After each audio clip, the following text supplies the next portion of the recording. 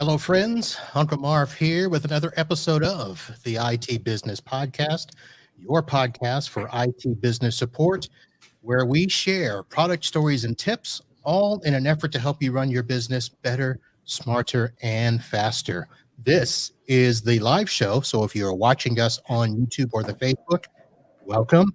If you are listening by audio, you've caught us after we recorded, and we thank you for downloading and subscribing to the show. Either way, you can always head over to itbusinesspodcast.com and get everything listed in the show notes. You can find past episodes. You can support the show, which I hope you guys do. That's where you can go to find out everything we do here, all in the IT channel. Tonight, I am joined by good friend, business owner, Tom Bull with Two River Computers. Tom, how are you? Hey, Marv. Good to see you again. Good to see you. It has been a while, and we will see each other in about a month. Yeah, it's coming up quick. It is. And when I say we'll see each other, for those that do not know, Tom and I will be attending the TechCon Unplugged, which is the annual Tech for Tech business conference this year in Chicago, put on by our good friends Paco and Rick over at MSP Unplugged. And Tom has, I think you've attended. Have you attended every one that we've done? All of the tech cons. I came into the picture at Unconvention, but at Unconvention number 2, I missed Toronto. Okay, but I've been there since DC, so however long that is. All right. Well, it is a good event, and it is a great time to share stories and stuff with other business owners. We learn side by side with the vendors. And let's see, last year you brought one of your technicians with you. Are going to be doing that again? I did. I brought Vanessa with us last year. What I'm bringing this year is Fernando. Fernando's our network engineer. So I thought it would be a good idea for him to rub elbows with smart people like you and the others that show up and see if we can form some relationships for him when he gets back. All right. So did Vanessa give him a heads up that he might win stuff? She was trying to discourage him from winning stuff. She said, "That's for the Millers. Don't win anything." Because they get mad. They get mad when they don't win. They do. But, we're gonna see about putting a little squash to that this year. We'll see how it goes. That's funny.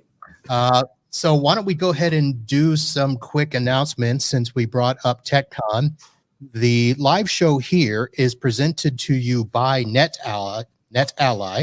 They are the #1 ally of network professionals. They provide handheld tools that are what I consider best in class, and they help you to effectively plan, install, validate, and troubleshoot virtually any wired or wireless network problem you can come across. They are a fantastic partner. The video for the live show is sponsored by Computers Done Right, managed service company in Southwest Florida. And not only do they handle your managed services, your IT support and computer repairs, they also do website design and social media marketing. So for all your computer repair needs, go to computersdoneright.com. And of course, we mentioned TechCon Unplugged this year in Chicago, Illinois, September 16th and 18th. Tom and I will be there with other IT professionals, and it should be a fantastic time. You can head over to TechCon Unplugged and get your ticket. I think there's just a few left. And if you use the discount code ITBP75 off, you'll obviously save $75 off the ticket price, and you will join us and have a fantastic time. So once again, TechConUnplugged.com. Use the promo code ITBP75 off. All right. So tonight we are going to have a very different discussion. And before we jump in, I just want to give a note about the content tonight, folks. Normally, I will do the best that I can to keep the separation of church and state out of the podcast. In this particular case, we may actually get up to the line and step over it. So I want to just let everybody know up front that that might happen. And if it does, we apologize if it's something that you want to avoid. So I'm letting you know ahead of time. If it is something you want to avoid, you can skip this podcast and we'll see or hear you on the next one. But I just want to let you know that may or may not happen. And we will talk tech because obviously what you did, Tom, I think was, in my mind, extraordinary. Now, I know when we put out the title and the content, some people were saying, oh, no, business owners should do this all the time. But there's a lot of us who don't. And when I say do this all the time, you took, was it an entire month off? 6 weeks. 6 weeks. That's huge. Of course that is. I mean, it's huge, but yes. It's huge.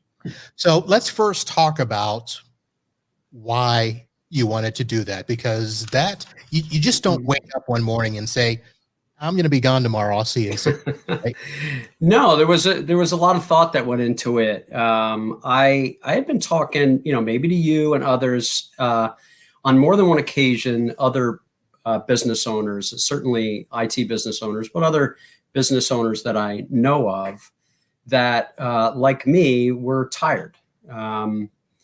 Working a lot, running out of gas is the way I refer to it a lot. And I was old is what one of the well, that could be it too. I'm getting tired.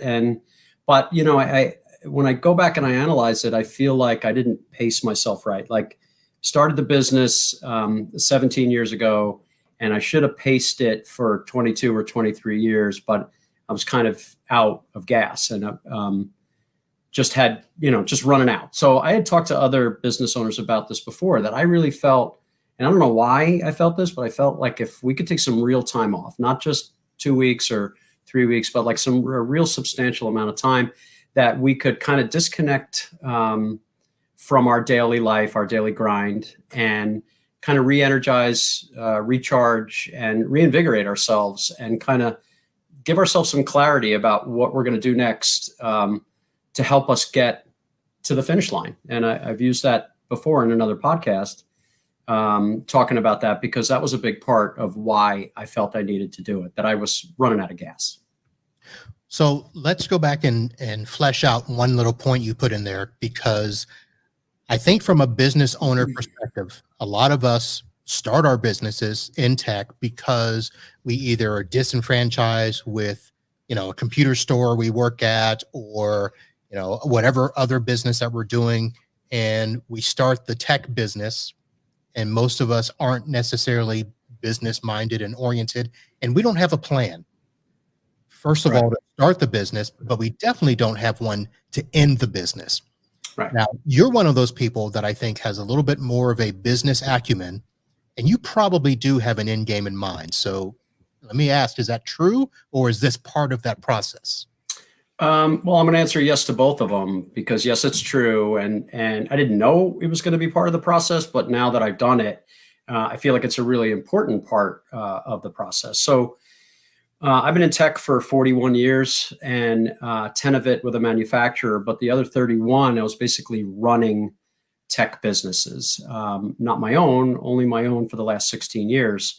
So I was kind of doing the same thing, kind of over and over. So I was getting kind of burnt out on it, but I do understand the business side of it. And I say it to you guys all the time when I'm in the room. I'm the dumbest technical person in the room, because you guys are all so much smarter than I am technically, but I feel like I might have a leg up just because I have 30 years of experience running tech business. But yeah, the end game, I mean, why do you start a business? I guess you could write a list of the reasons. You said it, disenfranchised with your current situation. You want to be your own boss, or, you feel like you've got this great idea and nobody has a plan. I mean, I had a plan and I wrote it 16 years ago, and I haven't touched it since, and it's changed dramatically. And I think that's probably common for people who do write a plan, but many small business owners don't have a plan. And I definitely have an end game. I've got options though now, which I didn't think I had until I had a chance to stop thinking for a minute. And it kind of came to me. Now, you mentioned that you had a plan haven't touched it for 16 years, but I'm sure you've thought about it in a sense. How much has that plan changed in your mind from when you first started? Well, I bet if you polled 100 business owners, they would say that their goal at the end is to sell it. Because when you really get down to it, when you get close enough where you're thinking about how much money do I need every year to live the way I want to live, you start to look at it, you say, well, I could sell my business now and I could get 3 years of retirement or 5 or 10. And coupled with your retirement strategy, you may have, like I have, I've worked really hard to get 20 years worth of retirement money, which I kind of had till the last couple quarters of decline. But with 20 years of retirement, if I retired today, I'll be 80 years old. I'm hopefully going to live longer than that. So I need more. So I'm counting on my business to give me some number of years. And I think that should be part of everybody's plan. Like, what are you going to do at the end? You need to formulate a plan. For some people, they sell it quickly.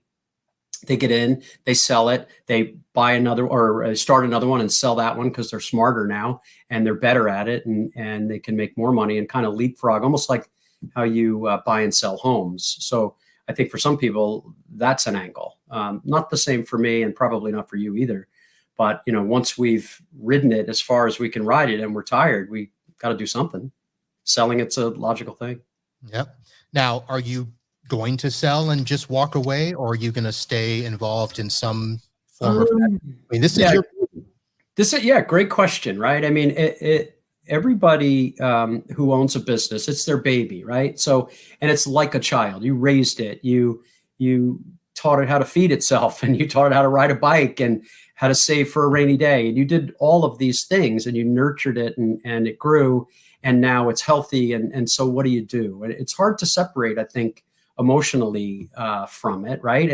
And if you can manage to do that and you can look at it fiscally, then you start analyzing your options.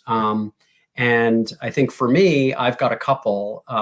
My particular business kind of has 3 silos, which I may have mentioned to you, that it's a repair shop, it's an MSP, and we also do a thing I call infotainment, which is basically residential entertainment stuff, TV, sound system, smart home.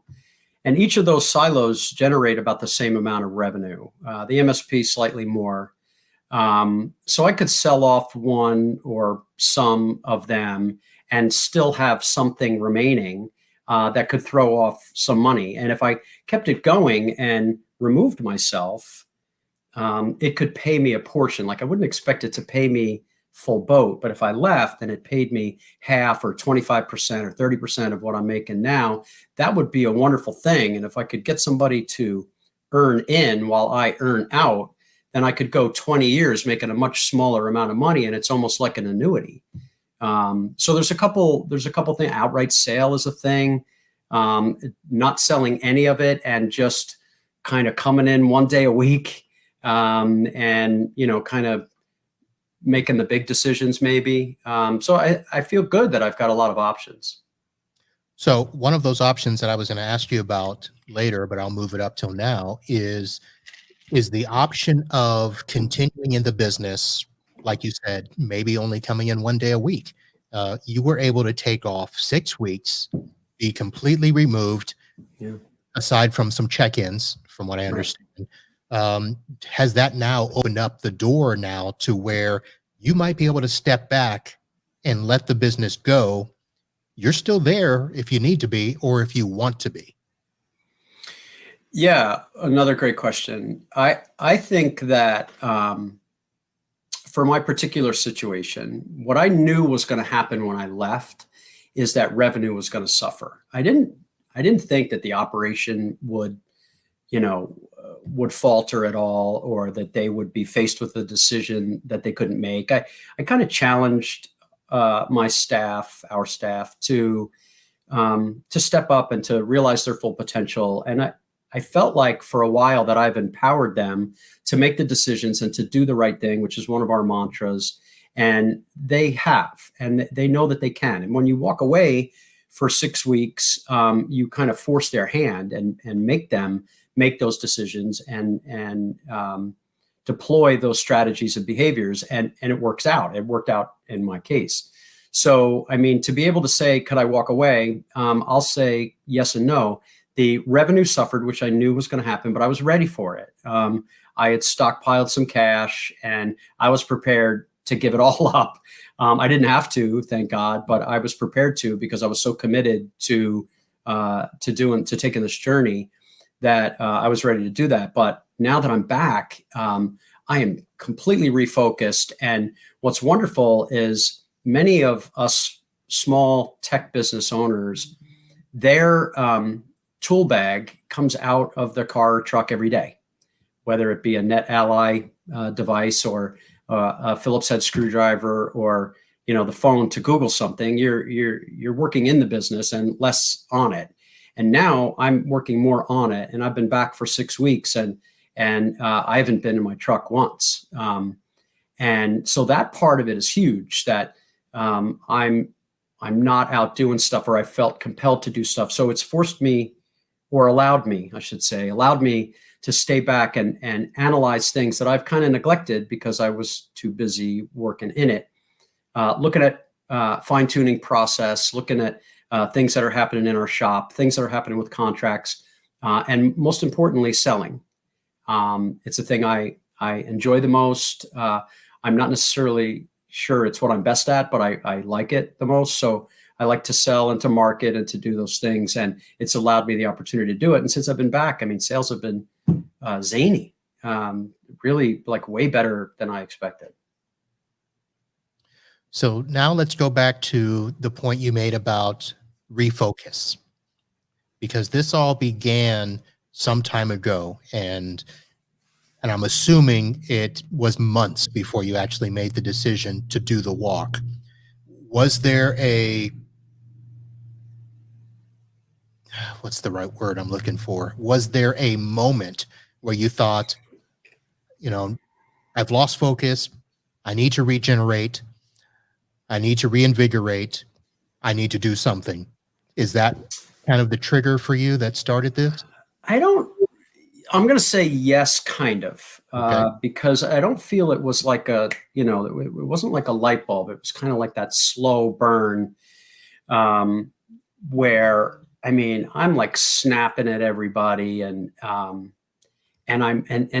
one thing in particular is I felt that I wasn't being present. And what I mean by that is, I would have conversations with people, whether it's a family member, my wife, coworker, friend, or even listening to my pastor at church, and they're talking, and I'm thinking about something else. It might be work, it might be golf, I don't know what it is, but I just wasn't present. I wasn't thinking, and I wasn't absorbing. I wasn't in the moment. So I was more like not paying attention to the journey and being more focused on the destination. And that's a crappy way to live your life. So when I felt like I wanted to practice what I preach, because I've told Marvin, if I tell you that I've told 50 people, 50 business owners, that they need to take time off so that they could come back strong, because I felt like I just wanted to be done. There was a couple of things that had happened, a couple of events, whether they were customer-based or employee-based, which is a whole nother kind of show. But, that made you question whether you wanted to continue. Like, do I want to keep doing this? It's like, is it worth the drama? I wasn't having any health issues. I wasn't having any emotional or mental crisis or anything like that at all. But I was like, I'm being kind of a jerk, and I'm not paying attention to life. And it felt like something needed to happen. So I'm like, I'm going to practice what I preach, and I'm going to find time, and I'm going to figure out a way to get some real time. And that's not sitting on the beach, because sitting on the beach, even if for 6 weeks, which sounds really groovy, but sitting on the beach for a long time, you got your phone, you're out, you're doing stuff, you're answering emails, and you can't, I don't think I could really disconnect that way. And doing what I did, because of the time change, the time zone, 6 hours ahead, it kind of forced me to be on do not disturb.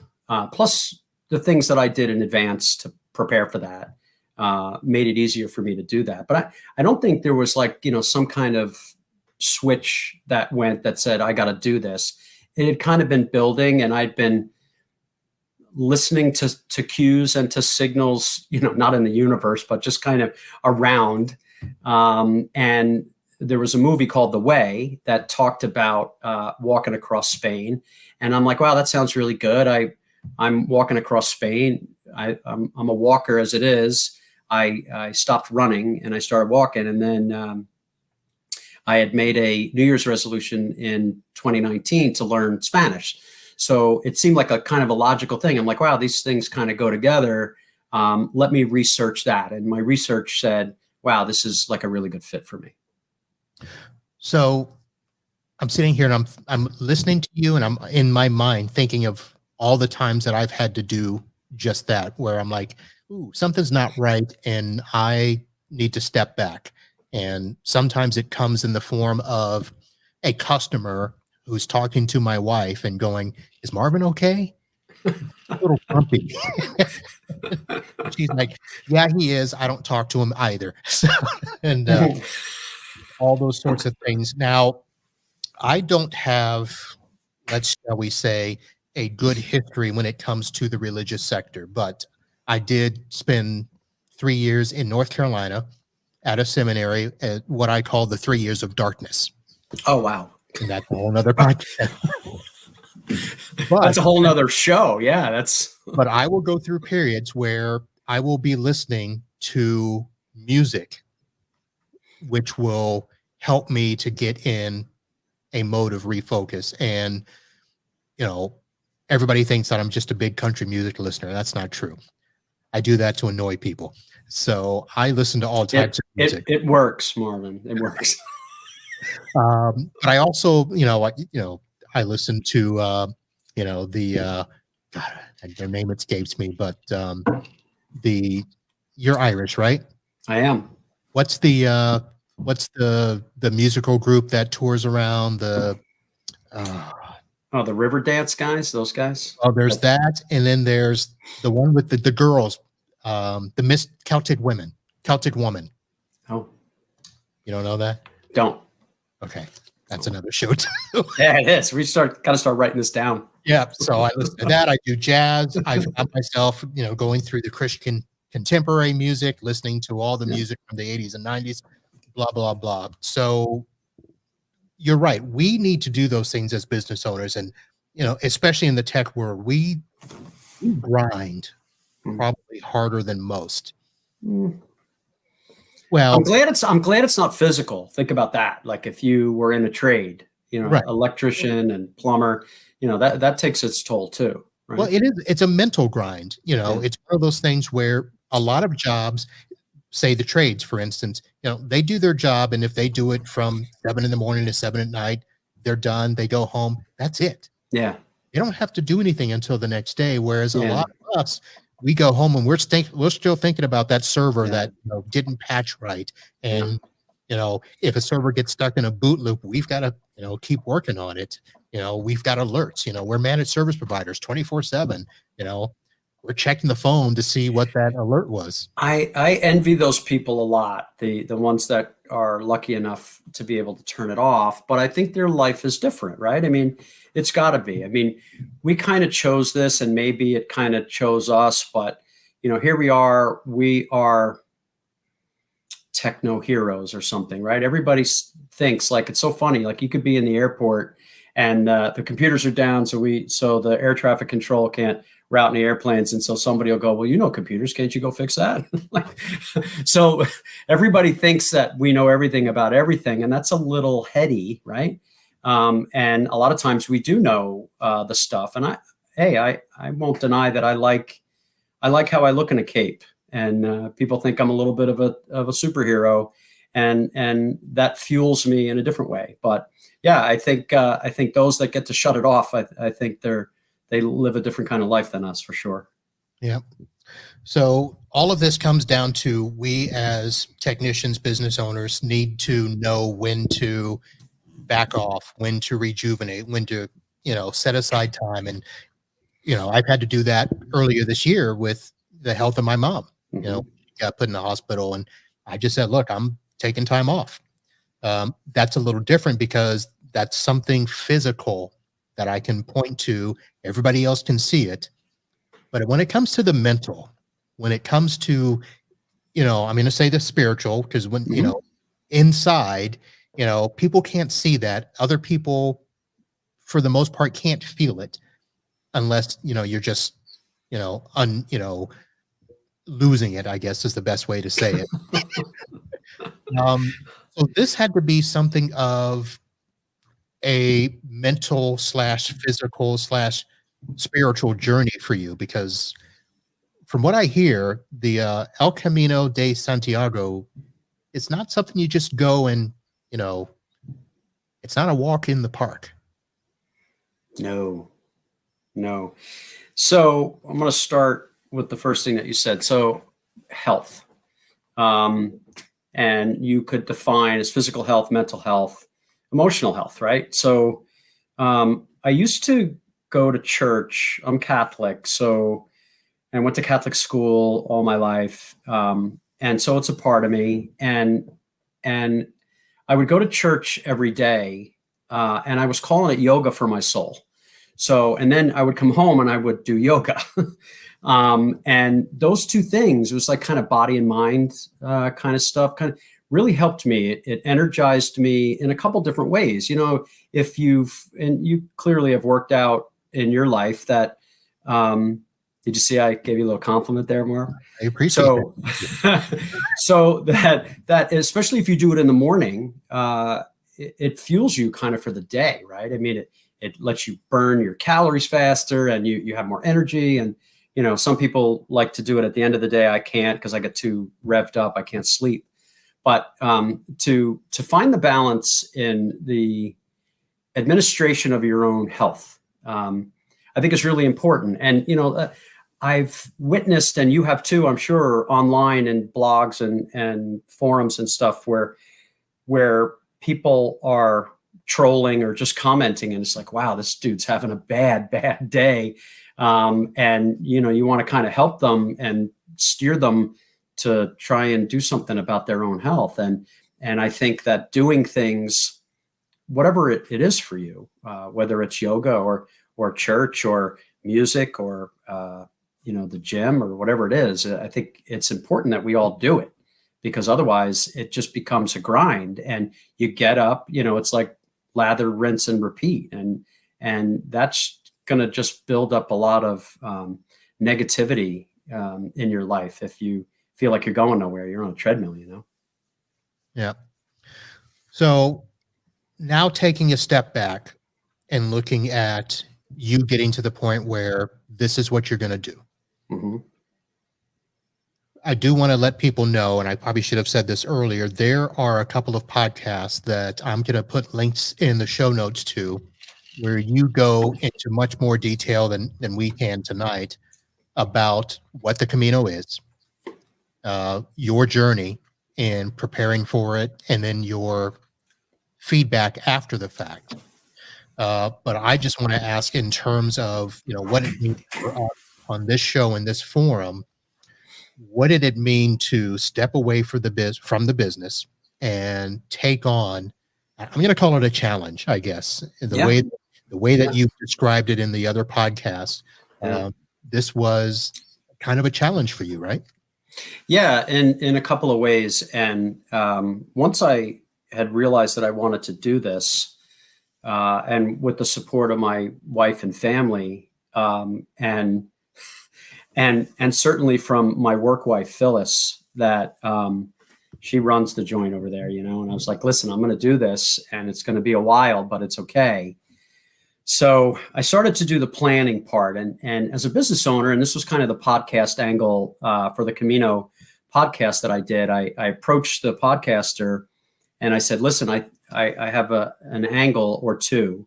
And one was a before and after, because I was at the point where I had figured out all the physical part, meaning I got the shoes and I got the backpack and I got the socks and the right underwear, and there's a lot of research in the right underwear, Marvin. So, Well, I'm sure you know. I mean, seriously. So I know that sounds funny and people are laughing, and Diana, I know, is sleeping right now. Just like an athlete, you gotta have the right equipment. You got to have the right gear. So I went through all that and I felt really good about that. And then the physical part, I was training, and there's a lot of mountains in northern Spain. So there's a lot of hill training, and there's not a lot of hills in New Jersey.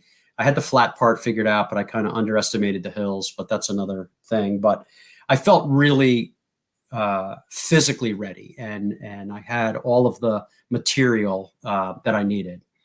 So, but what I wasn't ready for, I didn't think I was ready for, was kind of the mental, emotional, spiritual part of what the Camino means, because it's got this great history to it. It's like over 1,000 years old. People have been taking this journey, and it comes from a bunch of different places throughout Europe and converges in the city of Santiago de Compostela in northwestern Spain. So there's a lot to it, right? So I had researched the crap out of that, being a tech guy, right? So I researched and found this podcast because I'm like, I kind of reached the end. I'm ready to go. I'm physically ready to go, but I'm not sure I'm like in the right headspace to go. What do I need to be ready? So I approached this guy and I said, I got 2 ideas. Let's do a before and after. So my expectation versus the reality. And because so many people I had been reading and a number of Facebook groups and other forums and stuff that to temper your expectations. Because a lot of people, everything from, I don't know, being forgiven for murdering somebody to, just the most banal little thing out there, you get some kind of reward, or you achieve some kind of enlightenment or something taking this journey and doing this thing. So, I'm kind of keying in on that. And I'm like, so temper your expectations. Don't expect too much. And I had expectations. I definitely did. And I expressed them to him in part 1. And then I went and did the journey and came back in part 2.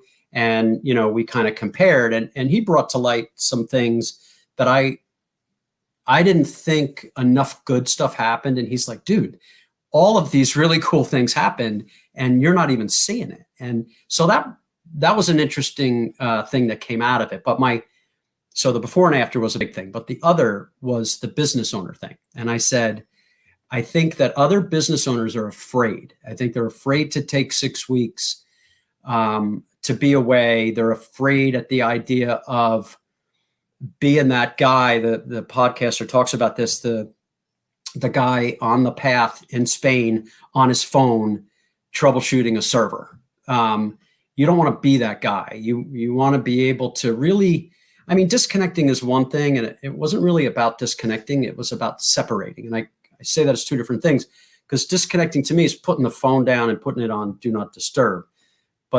But separating is when you can give your tasks to somebody else and really not be a business owner for a while and be what they refer to as a pilgrim. Be a pilgrim and walk the walk. So I'm going to backtrack just a little, and then I want to move forward, because part of what you're talking about is what I call the personal side of business. Why did we do this? Did we do this to give ourselves a job? That's probably one of the first things. And, I think you guys talked about Michael Gerber's book, To Work on the Business, Not in the Business. Yeah, the E-Myth. Mention that, the E-Myth. Yeah. But a lot of it is the fact that a lot of business owners are control freaks. Yeah, man. And can't delegate properly. And, some of that comes back to why you did the business. Why are you in business? Why do you have employees if you don't let them do their jobs? And the best businesses are ones where the owners can delegate and leave them alone. Let them go do their jobs. So I commend you for being able to do that. I'll be honest. I don't know if I could, at least not for that period of time. Part of it is me. Part of it is I can't be away for 3 days. I think 3 days is my max, where regardless of where I am, I'm thinking I got to be home. I got to get back to it. And that's just the way I'm built. I get that. I get that a lot. I feel you, because several of my friends own businesses as well. and they'll like do something, whatever that is, just going out for drinks or doing something else. And I'm like, yeah, I can't, I got a job to do, a project to finish or whatever. And I'm like, why did I even do this? If I can't break away and go play golf or go to a bar or, take a day off, long weekend, whatever, why the hell did I even do this? And so I am not, I don't think I am a control freak. I feel like I've empowered our staff to make the decisions that they need to make to do their job. And I've written up for them everything that they need to be able to execute. And so I allow them to execute. And I had taken a class when I was thrust into a management job in a very early age. I was probably 22 and I was managing 7 technicians. And I went and took a class at the local community college. And one of them was human behavior and another one was small business management.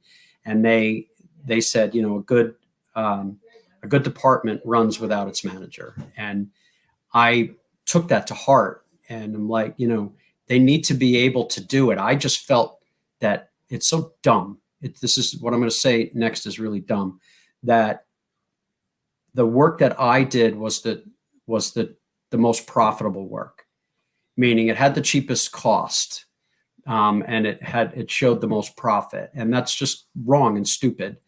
And so I felt like I needed to be the one going out and hanging that TV or, installing those computers or running that cable, and that's just wrong. You need to make money off of other people.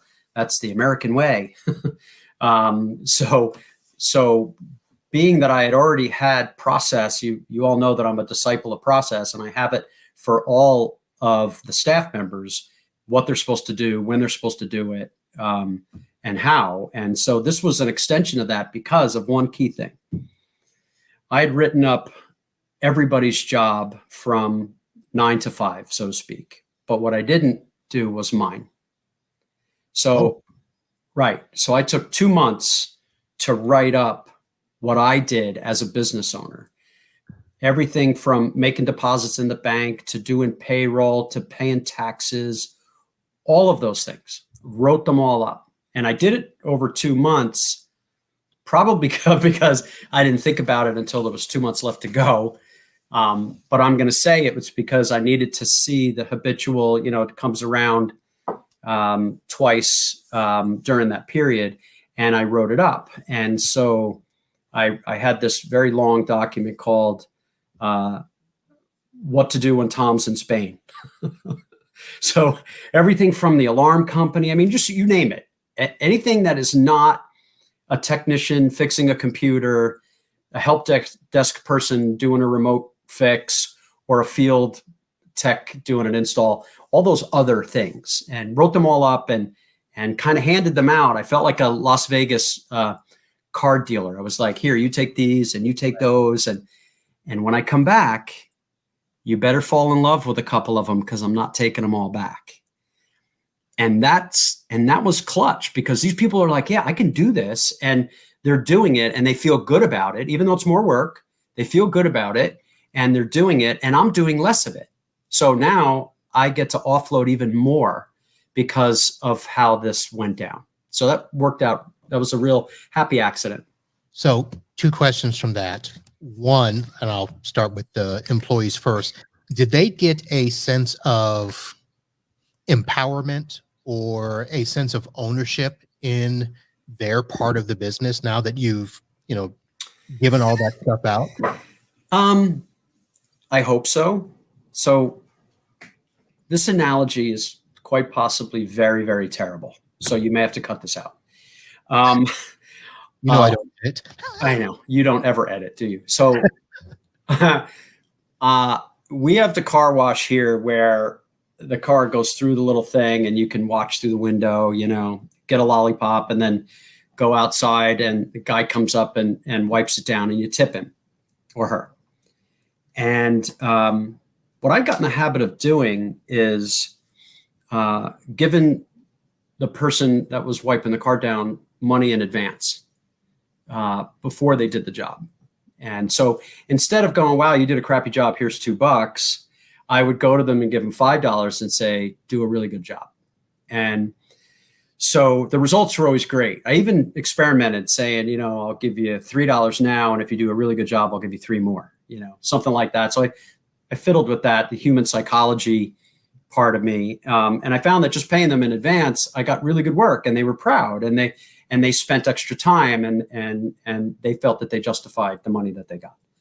So before I left, I sat each one of them down and I gave them an envelope of cash and said, listen, I'm asking a lot of you, and I need you to cover for me, because I really feel the desire to do this, and it's going to be better for all of us in the end.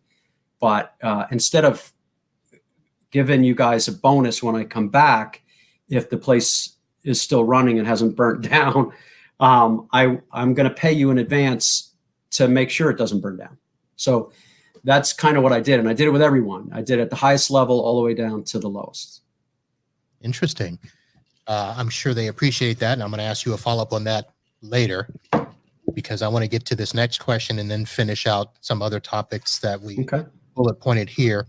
So when you got to the point that you realized that you had written out your SOPs, I guess, your instruction manual, for every other job in the business but yours, what was it that made you realize that you had not, because that sounds like you missed a point or a page in the disaster recovery book, right?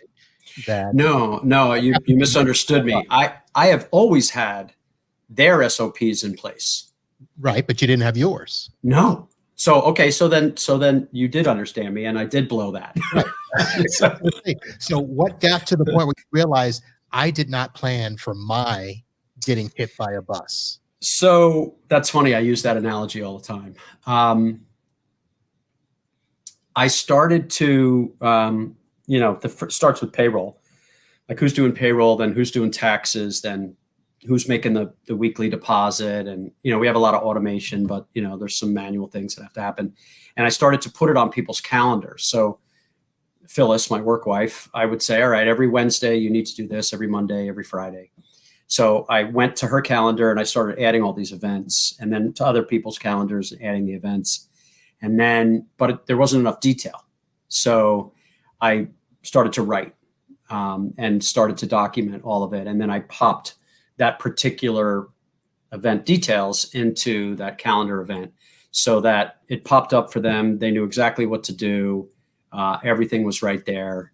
So I guess that this is a really good wake-up call for those people maybe who are never going to get the opportunity to be away for this long, that you should write that shit up because it was really cathartic. And also I fancy myself an efficiency expert. And when I looked at some of the stuff after I'd written it, I went back and I'm like, this is terrible. Like I have to redo this. And I ended up making some significant changes that really, really helped. And, you wouldn't necessarily do it. I mean, you might change after you've defined like what a technician does and what a help desk person does and what an AR person does. You typically don't go back and fine tune it unless something happens. Right. Well, this is kind of forcing that. And it was really healthy and really good. Well, the reason I ask that is because I know that when I've gone through that, when I've delegated tasks, to Kim to do stuff, and, I think I give her, a good checklist of instructions, only to find out that I left out, 2 key important parts just because, in my mind, it's just on automatic and I do it. Or when I've sent, even my tools, if I send a hard drive duplicator out with the tech, and explain, here's what you do. Sometimes you got to put, step 1, plug it in. Step 2, turn on. It's amazing. So when you have to do that for your job, for other people, I just can't imagine all the stuff that got left out. I have always time blocked, meaning in my calendar, if you saw it, it says Monday, I have to look at my tickets and my estimates, and Tuesday I do stuff about process, and Wednesday is finance, and et cetera throughout the week. So So I know what I do during those times. So it wasn't hard for me to say, all right, on Mondays when I'm doing this stuff, what am I doing? Let me write it out. And then, so what I did is I kind of took, I'll say a month, not, beginning to end. I mean, over the course of a month, I kind of wrote up all the things, and then I had 2 months to practice. So when it came time to run payroll, I said, okay, let's sit down, list, and I made some edits as we went. And so then, all right, so then let's try it again next week or next time. And we did that and tweaked it some more. And we got it to a point where, it went kind of flawless. I don't think there was anything that they had a problem with at all. If there was, they didn't tell me, or I haven't figured it out yet. All right. Now, the tech part of the interview comes in this question. Did you find any new documentation tools to help you through this process? No. Okay. No. I used Word. Okay. With a lot of links. No. Nothing fancy. Outlook and Word. Okay. Sometimes, and I say this to some prospects, I'm in the technology field, and I pride myself on using technology to make process better, but not just for the sake of using technology, because sometimes highlighters and sticky notes and paper clips are okay. It's not necessarily a bad thing. So I don't feel like I have to go get some project planning, Camino software. I just made work with what I had.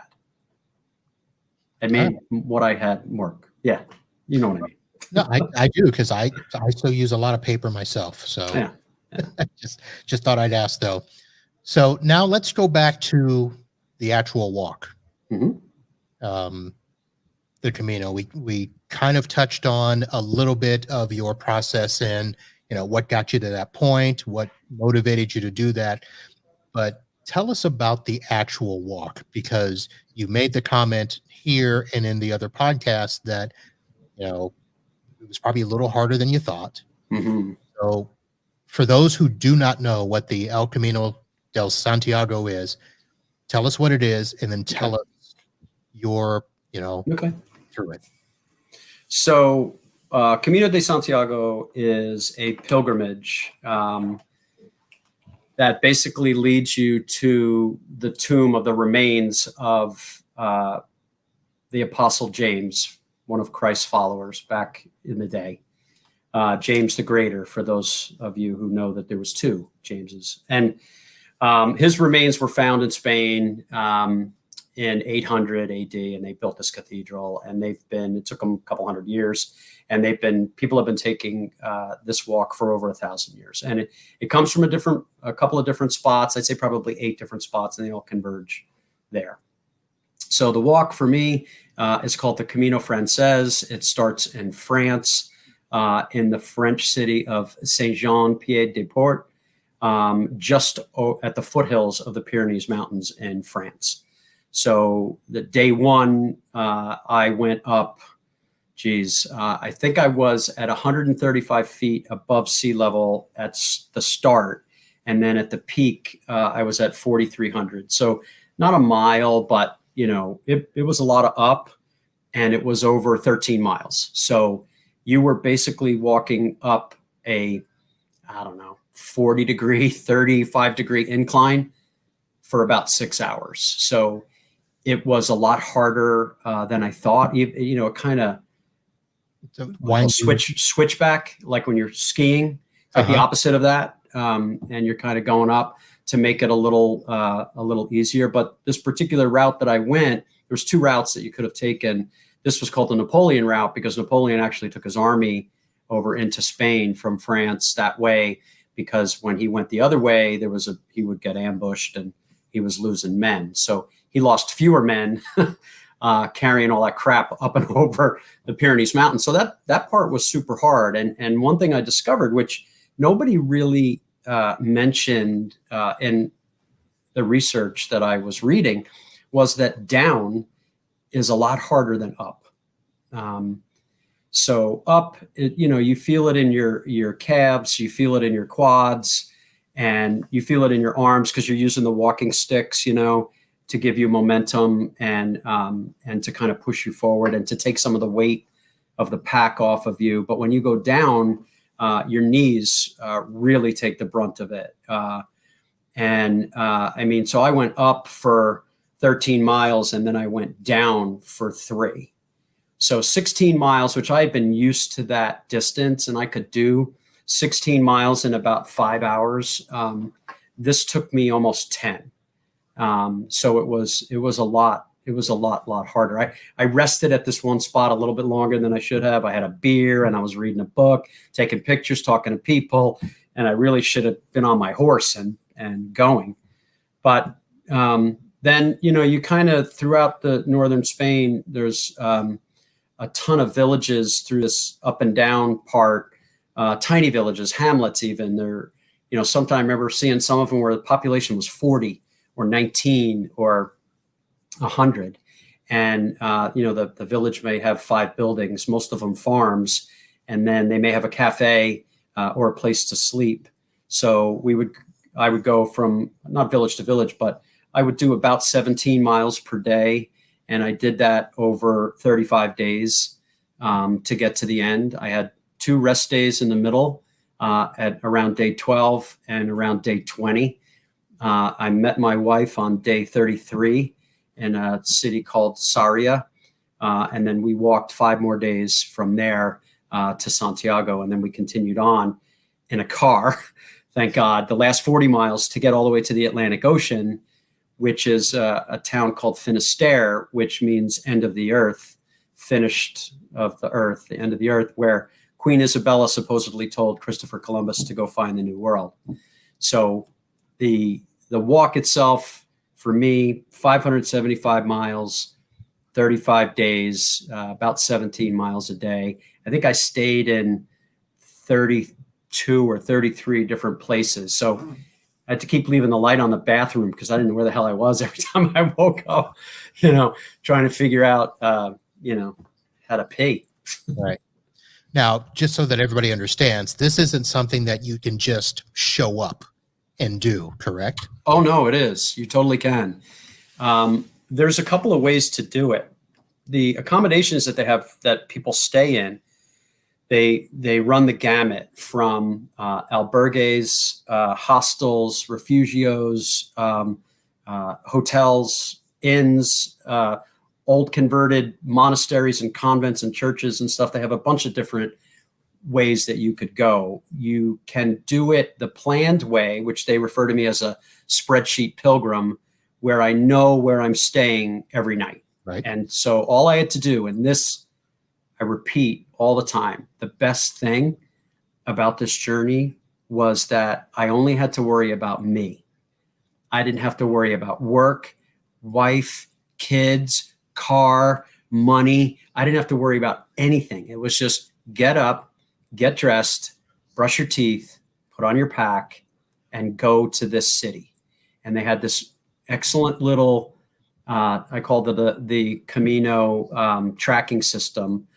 They're yellow arrows, and they're in the road, they're on the trees, they're on the side of buildings. You can't really get lost, and you make your way. And every 3 to 5 miles, there's food, water, a place to stay. You worry about that. If you didn't bring money, how did you eat and drink? Well, yeah, I mean, I say I didn't worry about money. I meant like paying bills. I wasn't worried about that. So yeah, I had money with me and buying coffee, which the favorite thing there is cafe con leche, which is basically a cappuccino. And, you bang a couple of those back and you'll have no trouble walking 17 miles. And then, people go and they carry everything in their backpack. And so you're very sparse about what you bring. 2 pairs of underwear, 2 pairs of socks, 2 shirts, 2 pants, whatever. And you wash them every night, and you wear to bed what you're going to wear the following day while your other clothes dry. And you carry everything with you, and you go to a city and you say, okay, I'm done. And you say, do you got any rooms? And not rooms. You got any beds? If you don't have any beds, do you have any rooms? Because the beds are really cheap. It's like a bunkhouse, like a auditorium with a bunch of bunk beds in it. That's the cheapest way. Or you could get a room at a hostel, just a private room, private bath, which is what I did. And if there was no room at that inn, maybe there was another inn in the same town, or you had to keep walking. So I didn't like the idea of the uncertainty of not knowing. Some people claim that that's one of the coolest things about it, is not planning and just kind of going with the flow, which sometimes I was envious, but more times than not, I was more grateful for the way I did it, because I knew where I was going every night, and I got to take a carry-on luggage with me with extra clothes and stuff that was waiting for me every time that I made it to my destination. It was great. Interesting. So I was listening to another podcast, and for the life of me, don't know the name, and it was probably about a month or so ago. And it was a gentleman that was talking about helping people do mountain trips, people that, climb Mount Rainier or Mount Kilimanjaro or whatever. And they talk about the process of most of them have to plan years, Yeah. In advance to do those, because of the type of climb that it is. It's not just you walk up a mountain and walk back down. No. It's grueling. And he was talking about the fact that everybody gets to the point where they hit the summit and they're all excited and all happy and, taking their pictures and stuff. You don't think about the trip back down. So it's interesting that you mentioned that, and that reminded me of that podcast where he said, look, a lot of people, they're fine going up, but it's the way down where we actually have more accidents, more losses. Sure. Because people don't plan for that. That makes a lot of sense. I mean, for me, in the beginning, the first couple of days, I felt so prepared physically, even though I wasn't prepared for the steep inclines or declines. But other than that, I was really prepared, and I felt really good. I felt really strong, probably healthier than I've been in 20 years, maybe longer. And as I would approach a pilgrim on the trail, you'd kind of overtake them because your pace was just greater than theirs. And so you'd come up, and the watchword out there is Buen Camino. And I saw that you had it on your cover art. And Buen Camino means good way. It just means, have a good trip. It'd be say bon voyage, basically, but the Spanish version of that. And so you'd say that to people, and then they'd look up at you, and you could kind of tell the ones who were struggling. And so struggling is like, they're winded, their muscles aren't ready for it. Maybe their feet, which was a big problem. Their feet were giving them a problem. They might have blisters, or in a lot of cases, people lost toenails because the down, your shoe is hitting the front of your foot is hitting the front of the shoe. And, people have black toenails and then they fall off. It's kind of gross. But in the beginning, I felt so good. I was like asking people, are you okay? Are you okay? Can I help you? Do you need something? Because I had so much stuff. I had helped people with everything from electrolytes, because people were like sweating out. And I came across this one lady that was shaking. And I used this stuff that said, it was like, I forget what it was called, Noom, electrolyte powder. And I put it in a water bottle and I drank it. And I swear 2 minutes later, she was rock steady. And I was like, wow, that shit really works. They said that it would work like that. And I was like, I have like 20 packets of it because I overdo everything. So, and I helped a bunch of people with blisters, and I had other medication, and I actually popped people's blisters and gave them the right medication or the right bandage for it, because that was probably the biggest problem out there. And I'm telling people the story that if you watched YouTube and you read a book about how to drive a clutch, how to drive a manual transmission car, could you do it? And that's how it was with me with all this blister care. They were calling me Footman and Dr. Scholl, and, oh, here he comes. He's got all the stuff. So at some cafe, I would show up and they'd be like, oh my God, Tom, you got to help me. So I was helping a lot of people along the way. And that was one of the really great gifts that came out of that. It was interesting. Your reputation preceded you. Yes, where one of my walk-in partners, who happened to be a mountain climber, and he climbed Aconcagua in Argentina, and he did Mount Rainier, and he did a couple other things. He was talking about the process that you get trail legs after a while, after a couple of days or a couple of weeks, where it becomes easier for you to go. And then at some point you get up and you just hop out of bed and you're going to bang out 15, 20 miles. It's really incredible how the human body does that. But he said to me, he's like, you're like a Navy SEAL. He says, 2 is 1 and 1 is none. He goes, you have backups to your backups. I'm like, yeah, I'm a data guy. I don't trust anything. All right. Well, we are coming up to the top of the hour. You are going to stay with us through the post show. For those of you that are watching, please stay with us, and we will continue this. If you're listening to the audio, get over to the show notes, and you can find the video link to the show here, and you can join back in at this point.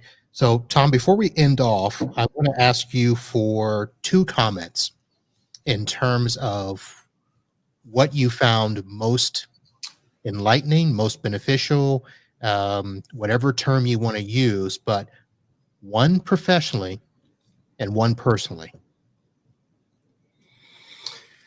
Does that have to be one word? So I'm going to say personally, because people say, oh, I want to hear all about it. And I say, you don't have enough time. Profound. It affected me in really good, healthy ways, right? So personally, what I did, what I was able to accomplish, was a big deal. And then professionally, so from a business standpoint, it gave me clarity. So when I came back, it was easy for me to see and to realize things that were wrong and things that I needed to do right, if that makes sense, because I see those as 2 different things. Okay. Action I needed to take without reacting to something. So there was stuff I was going to react to and stuff that I was going to create. So profound and clarity. Okay. All right, folks, you have heard a very riveting story, both personally and professionally, with Tom Bull and his walk on the El Camino de Santiago. And we're going to continue on with discussion. I have more questions, but they're going to be more of a personal nature, and we'll continue those after the show. And I may have him come back because there's a lot to unwrap there. And I think you actually mentioned a lot of business things that people need to pay attention to, and definitely getting things out of your head and into processes for other people. Something huge. So that's going to do it for this episode, folks. Just a programming note, there will not be a live show next week. And the reason is ASCII will be down here in Miami next Tuesday and Wednesday. So I will be in Miami for that conference. I'm actually leading a panel session. I'm doing a member meeting. I will be doing some on the scene podcast there. So there will be content next week. There just won't be a live show. So be on the lookout for those. And that's going to do it for this episode. I thank Tom Bull for joining us and sharing his personal journey. And we'll see you next time. And until then, holla.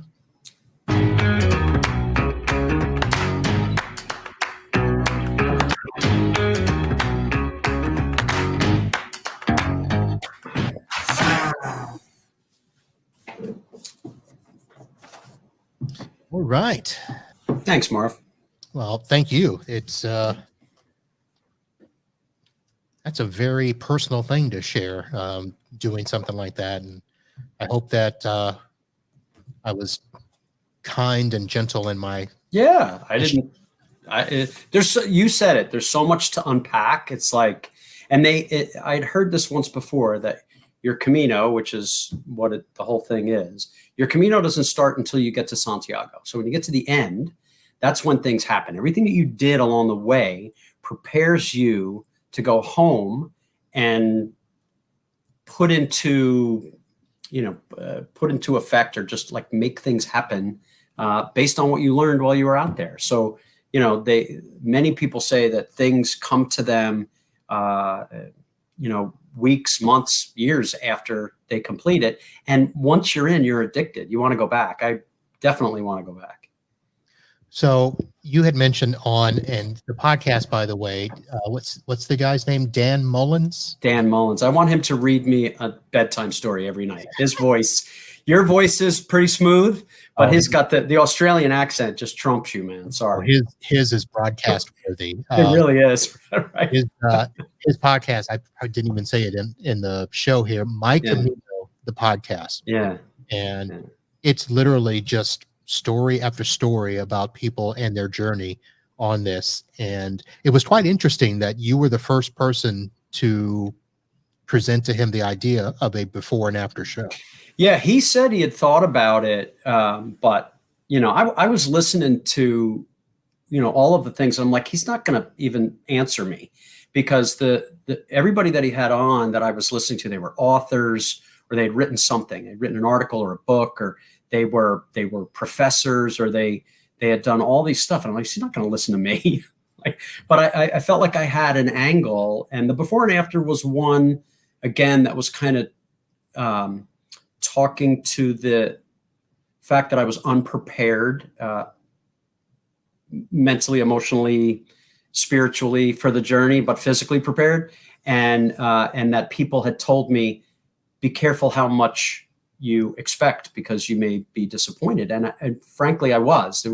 There was one thing in particular that I put a lot of stock in that did not pan out. It was very disappointing. But there was things that came out, and that was a cloud over the whole thing for me, which was really bad. And Dan, the podcaster, said to me, listen, you had all this other stuff happen. What are you talking about? It was a great thing. So, well, isn't that the way that it is? I mean, listen, you go to church, and God does not work the way that we want him to work all the time, right? Sure. That's like that story of the guy that's drowning in the ocean, and a boat comes and says, here, I'll save you. And he says, no, I'm waiting for God to save me. And then a helicopter comes and they lower the rope and say, get on, get on. He goes, no, I'm waiting for God to save me. And then the guy drowns. Mm-hmm. And then he meets God, and he's like, why didn't you get in the boat or on the helicopter I sent for you? Yep. Because your vision of what you thought God was going to reach down and pluck you out of the ocean. So so there's like different, so you're right. Different perspective. The question that I wanted to ask live, I mean, we're still live on the video, so if you don't want to answer, that's fine. Yeah. But how much of a spiritual component was that walk for you? I mean, was Huge. it to clear my mind and refocus, or was there some sort of, I want to have a, spiritual moment? I was in but I know that the whole thing. Well, so in not quite every village, but I'm going to say from beginning to end, I came across 100 churches or chapels, and there was 4 cathedrals: Pamplona, Leon, Burgos, and Santiago. Huge things, like St. Patrick's Cathedral, huge. I mean, just enormous works of architecture, just phenomenal, beautiful. You don't have to be religious to be moved and to see the beauty. But yeah, I mean, for me, it was very spiritual, because I'm a spiritual guy. So I was trying to get out of it what was meant to be said to me. So I was taking it in. I was, people that I were coming across, there were some zealots and some wackos and some, and like I said to you earlier, there was a lot of avid hikers that didn't care about spirituality or about church and stuff. Right. And so I was all about it, though. I was in it, and I was going into every church and doing my thing. Now, I know that, we didn't talk much about it, but the movie The Way. Yeah. So I haven't seen it, but of course I looked it up and was getting the whole, idea. I think it's hard to see now. It's like it was available, but it's like hard to get now. Well, but here's the premise kind of took me back where, they come from a perspective where the father goes over there to recover the body of his son. Right. Who died doing the walk. Day one, he died. Day one. Okay. Day one. Yeah. So my thought is, okay, how'd you get past that? Well, it's funny. It's, it's funny that movie's come out. I don't even know what year it was. It's got to be more than 10 years.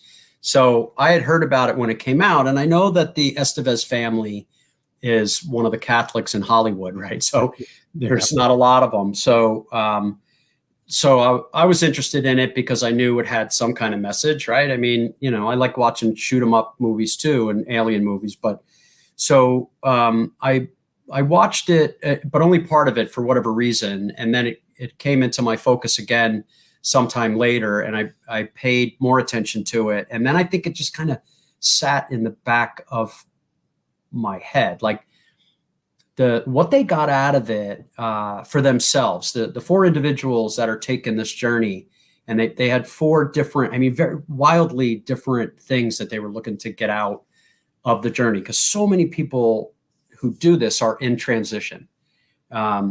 Maybe a job, it might be a divorce, it might be a death. It could be something like that, or just getting out of college. I met this girl who on day one who had graduated college, and her family wanted her to, she had a teaching degree. They wanted her to teach in the school that she went to as a child, and to live in the town that she grew up in, and to make babies with this guy that they, kind of not arranged. I mean, it's South Carolina, so it's not arranged, but they had this plan for her, and she didn't want the plan. She was trying to figure it out. Yeah. So she was trying to figure out her plan. Right. And so many people were celebrating, like the couple that I traveled with, Tammy and Pat from Springfield, Illinois. Tammy had just retired, and they wanted to celebrate her retirement, and they were enthusiasts. They triathlons, marathons, mountain climbing, like I told you. And so they wanted to do this as a celebration, so that's a unique approach, but other people did it. They were sad, somebody had died, and they were using it to grieve.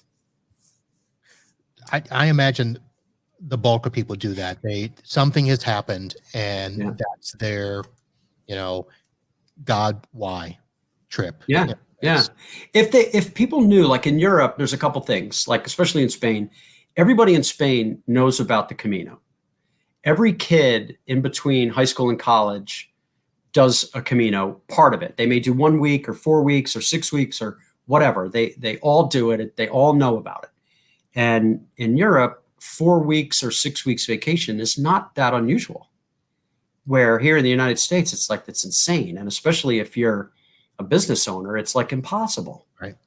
And I'm like, there was no way. Once I glommed onto it and I said, I'm doing this, and I'm like, I've always been this way. When I commit, I never give up. I'll do it. I was like, I'll drag my broken leg. I'll hop all the way to the next town, because I'm an idiot, and I just won't give up. And that's how I am. And so early in the preparation, I'm getting all my stuff ready, and I'm at the store buying stuff, and I'm riding home with Mary Beth. And I was like, honey, I just want to say it, if I haven't said it before, thank you very much for letting me do this. And she's like, I don't think I could stop you. And that's kind of when you get that in your head, it's just, there's no way it's coming out. I read a book, and the author said, somebody asked her, why'd you do it? And she said she had no choice, because you just get it, and you just like, you have tunnel vision. And so for 6 months, Marv, I walked every day, 5 miles every day. And on the weekend, I do 2 10-mile days or 2 15-mile days. I was reading, I was buying and trying different socks and all this stuff, getting ready for it. So it was a big plan. It was like doing the biggest project that you can imagine. And from all angles, it was really rewarding, really cool. So if you watch the movie Rocky, and they talk about, for 45, or what do you say, a 15-round fight, you got to train for 15,000 hours and stuff. It kind of sounds like what you had to do. If, you took 6 weeks, but you planned for 6 months. What was the process like for Mary Beth and the family? Because that's a commitment. Yeah. They most of my training I did while they were sleeping, so they weren't affected on the daily, but except all the packages coming from the Outdoor Outfitter or Amazon. And link. Yeah, exactly. Of course I did. So well, unfortunately, Mary Beth works for Big Brothers Big Sisters, so I had to use her link. Yeah, I got you. But I don't know how they put up with me, because that's all I talked about. I mean, I was like, yeah, and when I go on the Camino, blah, blah, blah. When I do the Camino, blah, blah, blah. And I just wouldn't shut up about it. I don't know how I didn't get slapped or anything, because I was like singularly focused. And I think they knew. And, your family, you support them unconditionally, and they do the same, without question. Right. And something like this really tests that. Now, what was it that got her to join you for the last 5 days? Was that? So this is going to sound kind of weird. I wanted to see her so badly, because I'd been away from my kids for that long before, but never been away from Mary Beth for that long. Mm-hmm. So, but she couldn't take 6 weeks off for a number of reasons. And, the choice was for me to take a shorter walk with her, or to do the longer walk and let her meet me, which was kind of a compromise, right? I mean, that's kind of marriage, right? I mean, half happy. Everybody's kind of half happy. So we compromised and did that. And I wish she had more time, because I didn't know it until after we were done. Like when I met her on day 33, so I had 33 days of this really, really cool experience. And the Spanish countryside and the people and the food and the wine and the churches and the architecture and the history and just the beauty of it all. And she got to see a lot of it. But at the last week of the trip, from the start of the city of Sarria, it's very busy. It's like a lot of people compare it to Disneyland, that the trail all of a sudden is 8 people wide, where there was so many times earlier, Marv, there wasn't a backpack in front of me or behind me for that, as far as your eye could see. So I was truly alone for a lot of the trip, which was the best part. And she never got to experience that. So she didn't get the alone part. She was with me or with our friends. Right. But did she want to do that? I mean, is that something where you suggested to her, hey, why don't you come meet? Did she? I hope she wanted to. She seemed excited. She was training. She got all the stuff. I never asked her. Oh my God. I'm pretty sure she did. Because like I said, I wish it was longer for her. I know my wife, if I asked her to do something, she'd probably do it, but I could tell if she was miserable. Oh no, Mary Beth was not miserable. She was fully engaged, and she didn't complain, which I, give her a lot of credit for, because there was a couple just in 5 days. She had, there was a 20 mile, a 19, a 17, and I think 2 15s, and she never complained. I give her a lot of credit, because, man, I was sucking my thumb and crying for my mommy in the beginning. So because it was hard. Yeah. Now, the reentry. Yeah. I didn't ask you about that either, in terms of, you said you got to that resolution of, what you knew that you needed to do when you got back and what you didn't need to do. Yeah. But in terms of the re-entry, spending that much time away, what was it like to come back that first day? I mean, was it like, I don't want to be here, I wish I was still there? That's the word I was looking for, Marvin, because re-entry, because what I kept saying is I kept comparing it, that I felt like I went to the moon. I felt I went this really long distance and I did something really incredible that few people have done.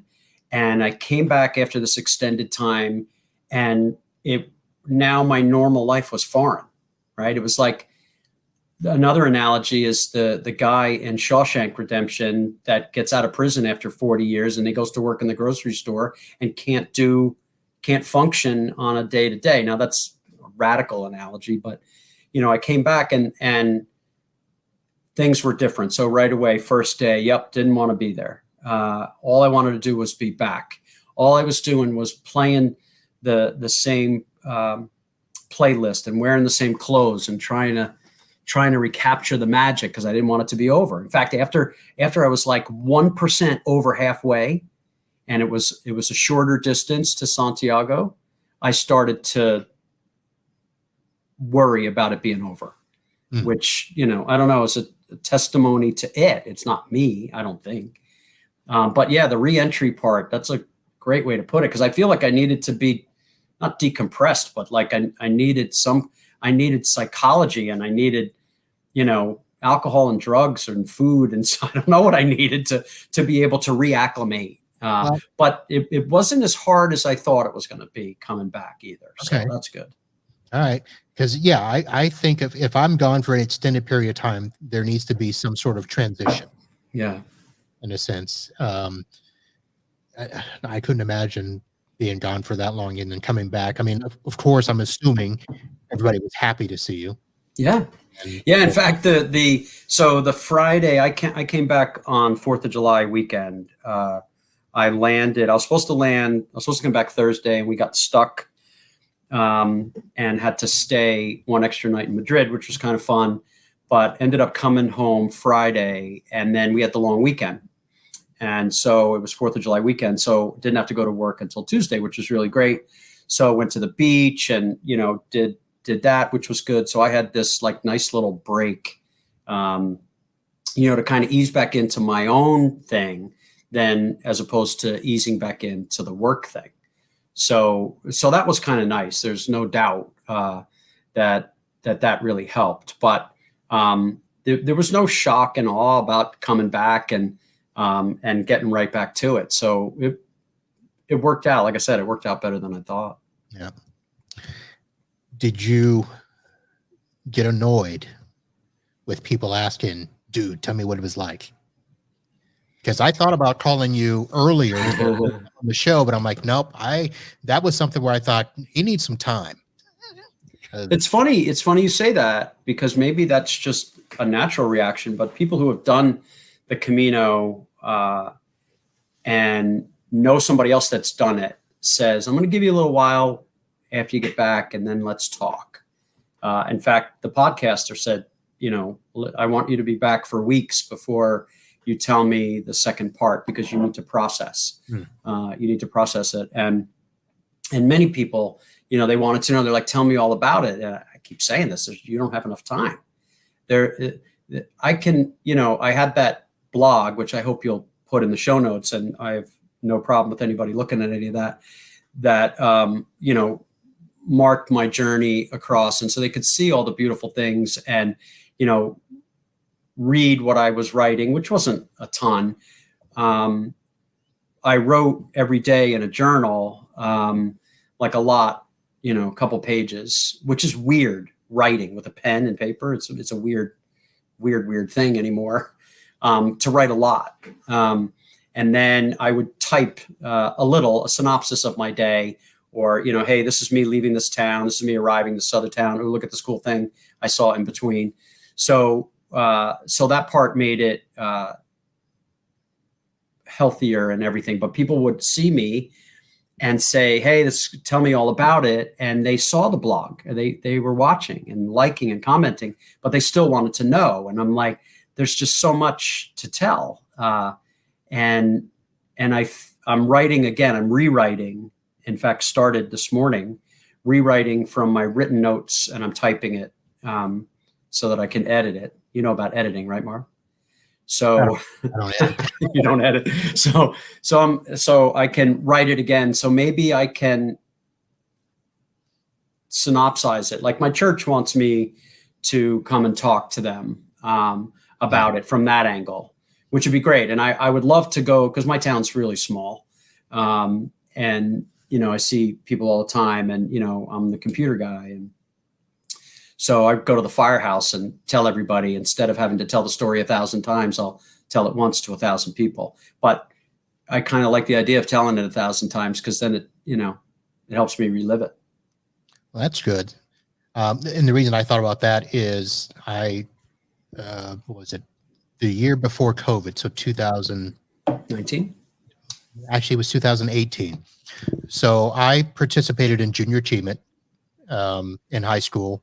had a couple of companies, and then I attended the national conference. Oh, 2 years as a cool. delegate, and then 10 years on staff. Mhm. And that experience is one that, even though it's a conference, it's unlike any conference that I've been to before or since. I mean, our tech conferences are nothing like this. This was, you were stuck with a group of kids from Stuck. all works of life. Yeah, stuck. I mean, literally, when you drove into, it was in Bloomington, Indiana. Indiana, Yeah. on the campus of IU. Mm. And you drive up, first of all, from Florida, it's a 24-hour bus ride, kids from your area. And then when you get there, you're stuck into groups with kids from across the country. And as a delegate, you're meeting, 50 other kids. And that is your group for a week. And you do everything. You from dorm together, you get up and go to breakfast together. Every session you walk to the session as a group. Sure. Participate in the session. You walk to lunch as a group. You walk to the general assembly and you sit as a group. And that's your core. And as a staff person, you're responsible for this group. And you've got to make them feel like they're a family before the week is up, which usually does happen. Sure. And so I worked for Junior Achievement for a couple of years, but then I left. And some of us have kept in touch, but we put together a reunion of the staff members in 2018. That's great. And it was just one of those things where just even trying to go back and do that, it was hard to explain to Kim and to other people, tell me about this thing. And it's like, I can't. Yeah. You had to be there. And I imagine that's what you feel like, where when people ask, tell me about the walk. And it's like, I can tell you, but you got to experience it yourself. What people hear, like Dan Mullins, the first podcaster, asked me, he said, what do you tell people? What do you tell your friends, your people in town, people at church, when they find out you're going on the Camino? What do you tell them that it is? And I was making excuses for the fact that it was a religious pilgrimage. And that was an important part of it for me, but it was fighting for superiority over the fact that I needed to take a break from my business. So I was justifying one with the other, if that makes sense. Okay. And I was almost apologizing, not to myself, but like I wouldn't necessarily tell people it was a religious pilgrimage unless I could kind of sense that they were into that, right? So like, oh, I'm hiking across Spain. Oh yeah, what's that? And then when I tell them how far it is and I'm going to be doing this and that, it depends on their reaction, would be how much I would tell them. So, I didn't want to like push anybody away. I didn't want to make anybody feel uncomfortable, because religion's one of those things that, can push people away. But it's funny. I learned, and I guess we all probably know the difference between religious and spiritual. They're not the same. And it's a spiritual journey because you feel things that part of your brain, that limbic part of your brain, where it's like a gut feeling that you don't know why you feel it. I just got a bad feeling, or I have a good feeling, and you can't really define it. That's the spiritual part. It's not about God or Jesus or Jehovah or Buddha, or it's not about any of that. And we develop a Camino family, not unlike you and your cohorts, that they say you become fast friends out there. You're walking with somebody and you know that they're your kind of people because they're there in the first place. So you learn a lot about them, history, and things happen really quickly when you walk with somebody for you could walk all day together or maybe several days. So you end up at the same restaurants and you kind of, or cafes or whatever, and you glom onto them and you kind of stay together. And we had this kind of core group. There wasn't that many of us. There was only 6, but we all ended up at the end and celebrating together. It was really nice. Good. All right. Well, of course, I have more questions, but I'm going to go ahead and get the people off here. Thank you all for those that hung with it. Good number of people stayed with us, and hope you got something out of this. And maybe we'll hear more about this later. And thanks a lot, Tom. Well, if everybody comes to TechCon, drinks are on me. We'll have a little chat about the Camino. All right. Sounds good. So we're going to end off the live show here. Thank you very much, and we'll see you soon. Appreciate you, Marv.